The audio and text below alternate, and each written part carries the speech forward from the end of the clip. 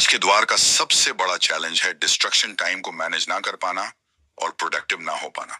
और इसी चैलेंज को सॉल्व करने के लिए जो नई थ्योरी, जो नया कॉन्सेप्ट आज हम डिस्कस करने वाले हैं, वो है माइंड मैनेजमेंट का, ना कि टाइम मैनेजमेंट का। आज की बुक समरी है mind management not time management, productivity one creativity matters, जिसे लिखा है डेविड कटबी ने। उनकी बुक्स की मिलियन से ज्यादा कॉपीज बिक चुकी हैं। कई बुक्स और स्पीकर्स यह बताते हैं कि अपने टाइम को कैसे अच्छे से इस्तेमाल किया जाना चाहिए। वह आपसे यह करो या वह करो करने के लिए कहते हैं। लेकिन सच्चाई तो यह है कि चीजों को पूरा करने का टाइम मैनेजमेंट से कोई ताल्लुक ही नहीं है। यह सिर्फ इस बात पर डिपेंड करता है कि आप अपने माइंड को कैसे मैनेज करते हैं। यह समरी माइंड मैनेजमेंट को पाने के लिए आपको कुछ सिंपल और पावरफुल टेक्निक सिखाने वाली है। तो आइए बिना देर किए शुरू करते हैं आज की book summary mind management not time management. आप इसे अपने चारों ओर देखते हैं। रोज लोग पैसा कमाने की भागदौड़ में लगे रहते हैं। इसीलिए आपको हर एक सेकंड को सही जगह पर इस्तेमाल करना चाहिए।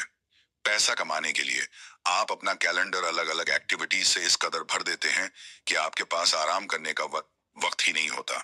और इतना ही नहीं, आजकल तो लोग मल्टीटास्किंग भी करने लगे हैं, यानी कई काम एक साथ करना, जैसे लंच करते हुए अपने ईमेल का जवाब देना।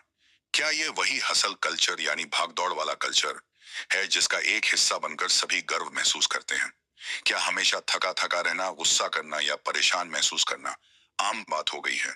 यह समरी यह साबित कर देगी कि टाइम मैनेजमेंट अब किसी काम का नहीं रहा और इससे आपको कुछ भी नहीं मिलेगा। आप यह सीखेंगे कि माइंड मैनेजमेंट सक्सेस पाने और कोई भी काम करने में कैसे आपकी मदद कर सकता है। आप यह भी सीखेंगे कि कुछ पाने के लिए आपको किसी भी तरह की जल्दबाजी करने की कोई जरूरत नहीं है।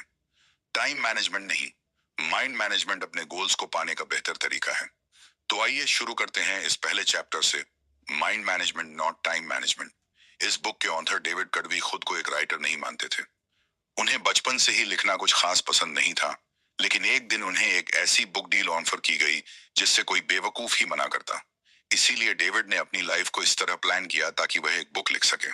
सबसे पहले उन्होंने इस बात का ध्यान रखा कि उनके पास बुक लिखने के लिए अच्छा खासा टाइम हो। उन्होंने अपने दोस्तों के साथ डिनर और दूसरे प्लान्स को कैंसिल कर दिया, पर इनकी जगह अपने राइटिंग सेशंस को रखने लगे। डेविड ने डेट्स पर जाना भी छोड़ दिया, यहाँ तक कि अपनी ग्रोसरी और खाना भी घर पर डिलीवर करवाने लगे।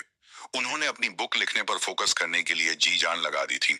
एक राइटर के दिमाग में शब्दों का जैसे एक पिटारा सा होता है, पर वह शब्दों के साथ खेल जाते हैं। लेकिन डेविड के लिए यह सब इतना नेचुरल या आसान नहीं था। जब वह लिखने बैठते तो एक शब्द भी नहीं लिख पाते थे, और ना जाने कंप्यूटर के सामने बैठे बैठे यूं ही कितने घंटे निकल जाते। फिर उन्हें खुद पर प्रेशर महसूस होने लगा। डेविड को अगले कुछ हफ्तों में बुक का 25% काम खत्म करके पब्लिशर को दिखाना था। अगर वह ऐसा नहीं कर पाते तो डील कैंसिल हो सकती थी। डेविड अपनी फैमिली और दोस्तों को निराश नहीं करना चाहते थे। हड़बड़ाहट में उन्होंने कोस्टारिका में एक रिट्रीट ज्वाइन करने का मन बनाया। वह यह बात अच्छे से जानते थे कि वहां जाकर भी वह कुछ नहीं लिख पाएंगे। क्या इसका मतलब यह है कि रिट्रीट ज्वाइन करने से उन्हें पछतावा हुआ था? बिल्कुल हुआ था। लेकिन डेविड ने सोचा कि जगह बदलने से शायद उन्हें राइटर्स ब्लॉक से बाहर निकलने में मदद मिलेगी। डेविड को रिट्रीट के लिए हाँ कहने के बाद पछतावा होने लगा और वह अपने घर से बाहर निकल गए। वह अपनी फ्रस्ट्रेशन को दूर करना चाहते थे। तब उनकी मुलाकात डिएगो से हुई। वह रोड के दूसरी तरफ थे। जब उन्होंने डेविड को इस तरह बुलाया जैसे मानो वह दोनों दोस्त थे। डिगो ने हाथ से इशारा करते हुए डेविड को बुलाया और उनसे स्पेनिश में बात करने लगे। डेविड एक बेवकूफ की तरह नहीं दिखना चाहते थे, इसलिए उन्होंने डिगो की बात का जवाब दिया। उनसे बात करने पर डेविड को पता चला कि डिगो ऐसे ही कुछ बात करना चाहता था। उन्हें बीच पर घूमना और बारिश का मौसम बेहद पसंद था। उनकी बातें ज्यादा लंबी तो नहीं चली, लेकिन डेविड को इसके बाद काफी अच्छा महसूस हो रहा था। जब डेविड घर लौटे तो दोबारा कंप्यूटर के सामने बैठ गए। अगले 1 घंटे में डेविड पहला चैप्टर लिखने में कामयाब रहे। इससे डेविड को समझ में आया कि ऐसा क्या हुआ था जिससे वह लिख पाने में कामयाब रहे थे। इसकी वजह लिखने के लिए समय निकालना नहीं था। टाइम मैनेजमेंट अब इफेक्टिव यानी कारगर नहीं रहा है। आपको टाइम की नहीं बल्कि लिखने के लिए सही मेंटल स्टेट में होने की जरूरत है। इसे ही डेविड माइंड मैनेजमेंट कहते हैं। डेविड कहते हैं आपकी भी कुछ जिम्मेदारियां हैं जो आपको करनी होगी, जैसे अपने बिल्स भरना और अपनी फैमिली के साथ वक्त बिताना।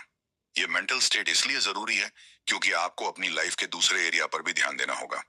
आखिर में रिचार्ज मेंटल स्टेट होता है। इसमें आपको खुद को आराम देने और रिफ्रेश करने की जरूरत होती है। एक दिन छुट्टी लीजिए या वेकेशन पर जाइए। जब डेविड अपनी बुक को लेकर स्ट्रेस लेते हैं तो वह मसाज लेने चले जाते हैं। कभी कभी फनी वीडियो या मूवी देखना भी इसमें मदद कर सकता। खुद को शांत करने और अपने माइंड को रिलैक्स करने के तरीके ढूंढे। Creative skills. डेविड का बड़ा अजीब सा रूटीन था। रात को 12 बजे से सुबह 4 बजे तक वह सिर्फ अपनी बुक पर फोकस करते थे। सुबह 4 बजे वह लाइट ऑफ करते, अपना कंप्यूटर बंद करते और दोपहर तक सोते रहते। अगले दिन दोपहर में डेविड तैयार होते और कॉफी शॉप चले जाते। वह कैफे में तब तक काम करते जब तक उसके बंद होने का वक्त नहीं हो जाता था। इसी को डेबिट क्रिएट साइकिल कहते हैं। यह एक ऐसा रिपीट होने वाला साइकिल है जिसमें अपने काम में आगे बढ़ने के साथ साथ आपको आराम करने का वक्त भी मिलता है। आज पूरी दुनिया भागती हुई जिंदगी की आंधी हो गई है। इसमें सभी जल्द से ज्यादा काम करने में लगे हुए हैं। लेकिन चीजों को धीरे धीरे करने का अलग ही मजा है। तो उस प्रोसेसर को एंजॉय कीजिए और जल्दबाजी मत कीजिए। जैसे कि कहावत है कि बड़ी चीजें उन्हीं को मिलती हैं जो उसके लिए इंतजार करते हैं। और इसी बात को हमारे वेदों में कहा गया है कि धैर्य में ही विजय है। कि डिस्ट्रक्शन के द्वार में अपनी क्रिएटिविटी को बढ़ाने के लिए, खुद को फोकस रखने के लिए यह जितने भी टूल्स और लर्निंग आपको मिली वह आपके लिए इवैल्यूएबल साबित होंगी और आप इन्हें अपनी लाइफ में इंप्लीमेंट भी करेंगे। धन्यवाद दोस्तों। ऐसा ही सपोर्ट बनाए रखने के लिए हमारे चैनल को लाइक एंड सब्सक्राइब करें ताकि हम आगे भी ऐसा ऑडियो बुक आपके लिए लाते रहें।